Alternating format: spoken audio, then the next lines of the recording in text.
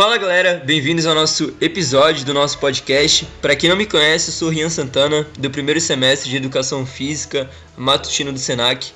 Para quem já conhece, hoje a conversa é com um profissional essencial no futebol moderno, o preparador físico, aquele que trabalha nos bastidores para deixar os jogadores voando em campo. Bom, o nosso convidado de hoje é o professor e preparador físico Denis Rocha. Seja muito bem-vindo. Obrigado, Rian, pelo convite. Espero poder contribuir aí com você. Muito bem, e vai contribuir bastante. Professor Denis, bom, para a gente começar sabendo um pouco mais sobre o senhor, a gente gostaria de saber como que foi o teu caminho, né, o seu início de carreira, até se tornar o preparador físico de futebol que o senhor é hoje. Cara, vou tentar ser bem breve. A história do futebol começou muito cedo. Assim como a maioria dos brasileiros, tentei ser jogador. E de 17 para 18 anos decidi parar e entrar na faculdade, né? Sim. E aí, durante a faculdade, eu já sabia que eu queria ser preparador físico. Mas eu passei por outras áreas diversas da educação física até chegar na preparação física no futebol. Que legal. Então são longos anos de preparação e trabalho no dia a dia para estar onde eu estou hoje, que não é o lugar ideal, e eu estou muito longe de onde eu gostaria de estar. Ah, sim.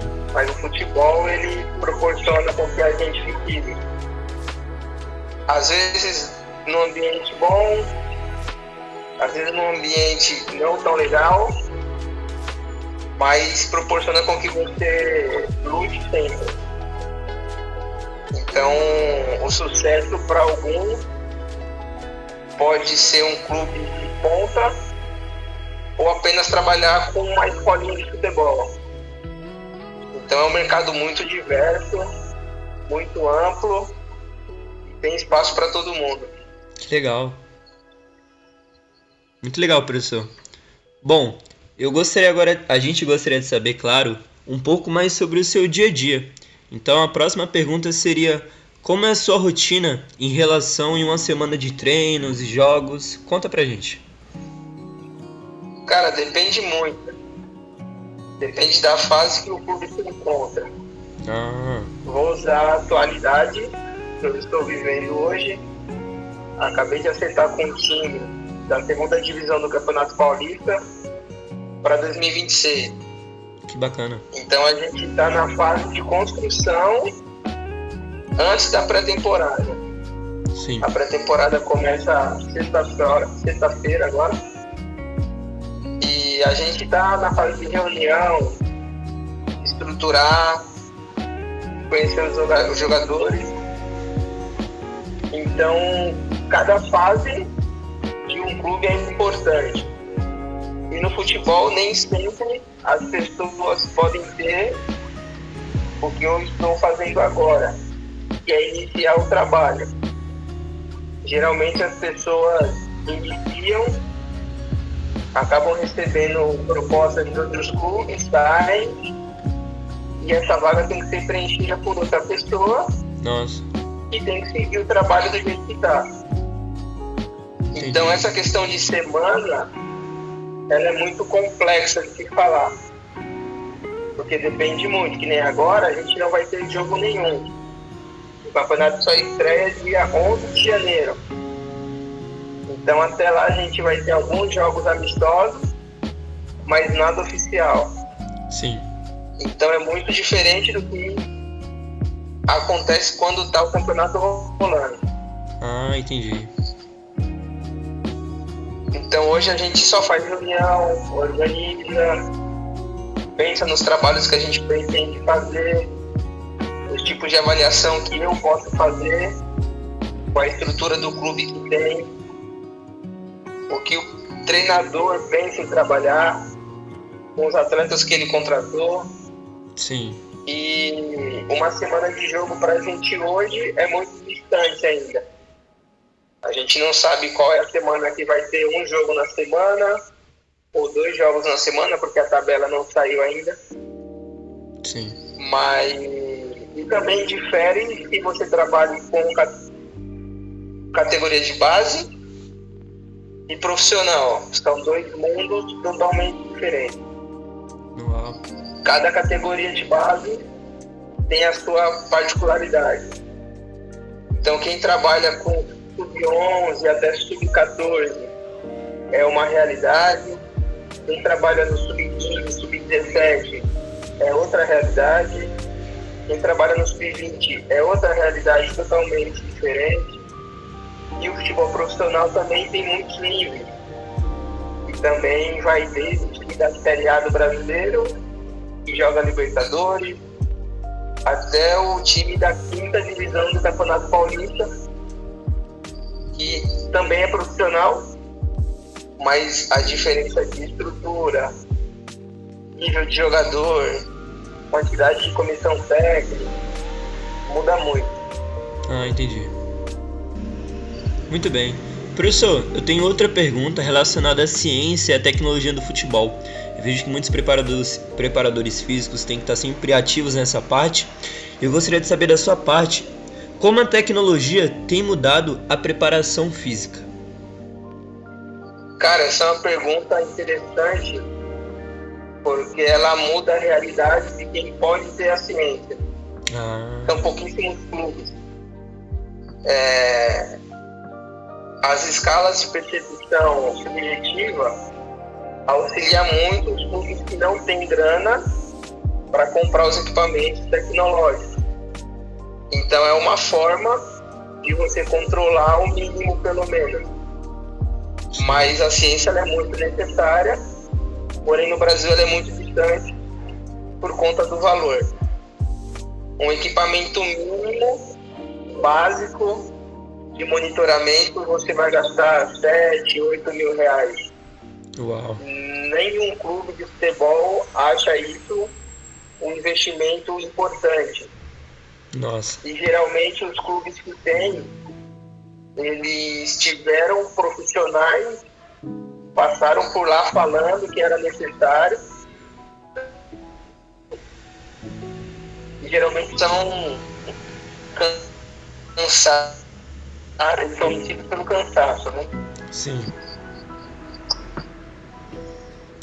Muito bem, professor. Então a ciência ela é muito importante para a preparação física, tanto quanto para a análise do desempenho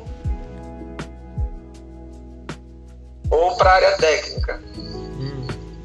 Mas no Brasil ainda é uma realidade muito distante de muitos clubes.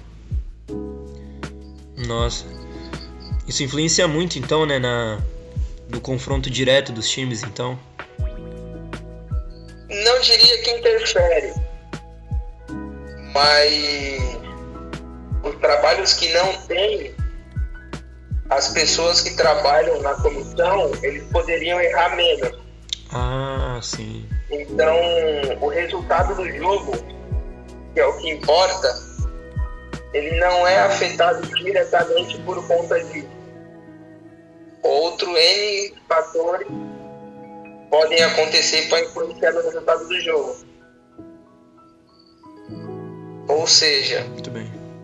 A tecnologia ela é importante, mas ela não é determinante. Uau. Então, essa aí realmente é um conceito muito importante a gente entender, né? Porque isso é algo muito presente, né? A tecnologia vai evoluindo, né, professor? Cada vez mais. Exato. Muito bem, professor. A gente gostaria de saber algo relacionado agora à formação e conselhos.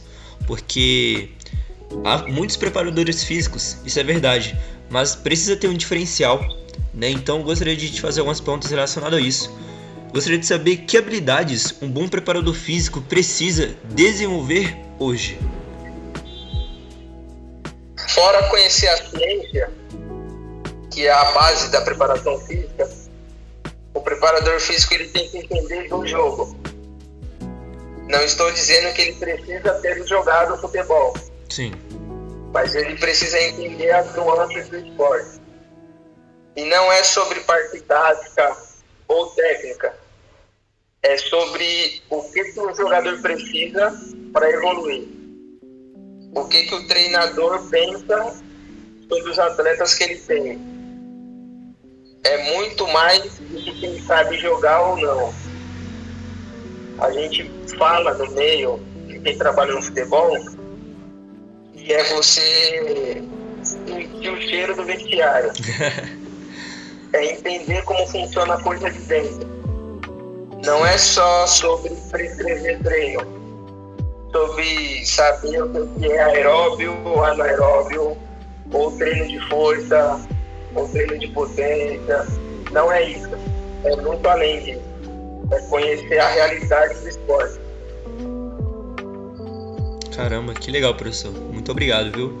Bom, agora isso é o lado, vamos dizer, o lado positivo para o cara desenvolver. E agora algo que, um erro assim que o senhor diria, porque né, há pessoas que acabam cometendo um erro. A gente gostaria de saber quais esses erros o senhor mais vê nesses profissionais que estão começando. É achar que a ciência e o artigo científico é tudo. É o maior erro do profissional de educação física que quer ser preparador físico hoje. Uau. Existem muitas pessoas muito técnicas, muito inteligentes, que entendem muito de sistema, informática, planilhas, etc. E acha que isso é o suficiente e é primordial e não é. Esse é o maior erro. Nossa. Professor, o senhor acha que a psicologia deveria ser aplicada na área de um profissional de educação física atuando como preparador físico? Demais. Muito. Porém, o futebol ainda é muito arcaico para isso. Mas é muito necessário.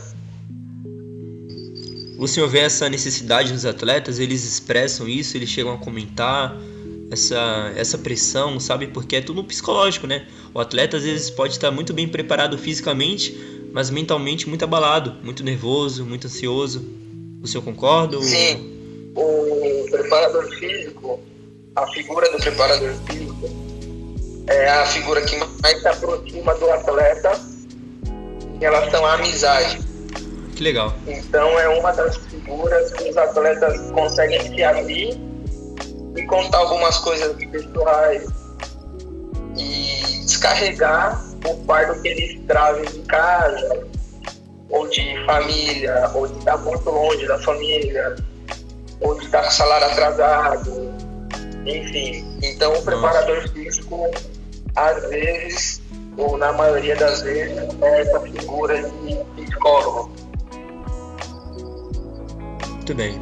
Professor, agora para aqueles que estão iniciando, então estão indo do zero, né? Que conselho o senhor deixaria para estudantes de educação física que sonham em trabalhar com futebol? Porque eu mesmo vejo muitas pessoas que têm esse desejo, mas melhor do que nós falarmos entre nós é um profissional como o senhor dirigir a palavra. A dica que eu daria é as pessoas que querem iniciar o trabalho com futebol e não tiveram experiência nenhuma, é se aproximar o máximo possível da realidade. É frequentar os espaços, é acompanhar os trabalhos de perto, é entender a rotina dos atletas, independente do nível. Não é necessário você começar lá na categoria de base, no início. Às vezes você conhece alguém de um time profissional pequeno, né? Em times grandes é mais difícil. Mas que você pode acompanhar a rotina um dia, 2 dias, uma semana, jogo, para acompanhar vestiário, nem que seja jogo amador, de campeonatos não oficiais. Mas quem quer trabalhar com futebol precisa entender o que acontece no dia a dia do futebol. Não é apenas planilhar treino. Muito bem, entendi. Professor, eu acabei não deixando que o senhor se apresentasse muito bem. Eu gostaria que o senhor se expressasse um pouco aí para falar um pouco mais sobre o seu histórico, tanto estudantil como histórico profissional. Eu não pude deixar de perceber lá no Instagram que o senhor tem muito boas passagens em clubes muito conhecidos. Então fala um pouquinho pro pessoal suas passagens, as categorias, né, as áreas que o senhor também atua ali. Mesmo sendo preparador físico, eu vi ali que o senhor mordeu ali um técnico auxiliar. Então conta pra gente aí um pouquinho. Então, a minha história com o futebol, de fato, como comissão técnica, começou em 2013. Então, eu já comecei nas categorias sub-15 e sub-17. Nunca trabalhei com categorias menores. E logo em seguida já pude trabalhar com sub-20. E aí fiquei nessas categorias por um tempo. Parei de trabalhar com futebol por um tempo. Fui para outras áreas de educação física. Em 2020 eu retorno para o futebol. Eu crio uma marca, uma empresa de preparação física e fisiologia. Começo a prestar serviço para alguns clubes. Em 2022 eu tenho o convite da Água Santa para trabalhar no Sub-15 e no Sub-17 lá. Que fantástico, professor. E aí eu acabei deixando a minha empresa de lado, porque o futebol é muita loucura, fica viajando para lá e para cá. E aí até então só fico nos clubes, né? Sim. Então, em 2022 eu passei pela Água Santa, no 15 e no 17. Aí em 2023 eu tive a primeira experiência profissional no Taubaté, como auxiliar da preparação física, não de treinador. Ah, perdoe, professor. Eu confundi. Foi a minha primeira experiência com o elenco profissional. E aí depois eu rodei, independente de Mineira, profissional. Aí fiz a campanha com a ACE na Copinha de 2024, que a gente pôde eliminar o Palmeiras e tudo mais. Uma menção honrosa e por que partida, professor? Ali foi um dia assim que a gente desconstruiu muita coisa que se fala, né? Porque então, era uma partida... Ganhando um time grande, um time sem estrutura nenhuma, ganhando com um time mundialmente famoso. E foi o que eu falei antes. O futebol não tem certo e errado. Às vezes você faz tudo certo e não dá certo. Isso é o que aconteceu naquele jogo com o Palmeiras. Sim. E aí depois do Master eu passei muito rápido pela Portuguesa, em São Paulo. Aí voltei de futebol profissional pelo Flamengo de Guarulhos. Depois... Aí eu fui para Uberlândia no ano passado. Aí eu tive a minha experiência profissional mais real até hoje. Eu cheguei no clube para fazer pré-temporada. Foi a primeira divisão do Campeonato Mineiro. A gente enfrentou a América, enfrentamos Cruzeiro dentro do Mineirão. Podemos ganhar do Atlético 3-0 com time de Série B, né? Sim. Então foi uma experiência muito boa. Aí quando eu volto para São Paulo, eu tive experiência no futebol feminino, no São Paulo Futebol Clube. Que legal, professor. Foi bem breve também. E hoje estou aqui em Votuporanga, né? Vou atuar pela Votuporanguense na Série A2 do Campeonato Paulista de 2026. Fantástico, professor. Professor, bom, para quem quer te acompanhar cada vez mais sua trajetória, cada vez mais seu trabalho mesmo como um preparador físico profissional, onde o pessoal pode te encontrar? Cara, eu frequento muito o Instagram, né? O meu @ é Professor James Rocha. Tenho também o LinkedIn, porque lá, e é uma dica para quem quer trabalhar com futebol, é uma rede que os clubes postam algumas vagas. Os clubes não gostam de divulgar em X, no Instagram, Facebook. Nossa. Então, quem não tem, faça um LinkedIn e vão seguindo as páginas dos clubes, que tem muita coisa boa. Não estou falando só de clube grande, tá? Existem vários clubes pequenos que divulgam. E estágio, às vezes auxiliar, às vezes preparação física, às vezes analista de desempenho, que também é uma área legal para iniciar. Mas a minha ferramenta que eu utilizo mais é o Instagram. Muito bem, então, pessoal, quem realmente gostou aqui do podcast, quem realmente gostou dessa entrevista com o professor Denis Rocha, acompanhe lá. Tenho certeza que vão gostar muito do conteúdo, né, de toda a trajetória que o professor Denis vem tendo, né, no seu currículo. E bom, de coração mesmo, professor, valeu demais pela presença. Foi uma conversa inspiradora sobre o lado científico, humano e apaixonante do futebol. Até a próxima, professor. Eu que agradeço pelo convite aí e fico à disposição de vocês se precisar. Ok, muito obrigado, professor. Até a próxima, pessoal. Obrigado por nos escutarmos e também que Deus possa abençoar a vida de cada um de vocês. Um abraço.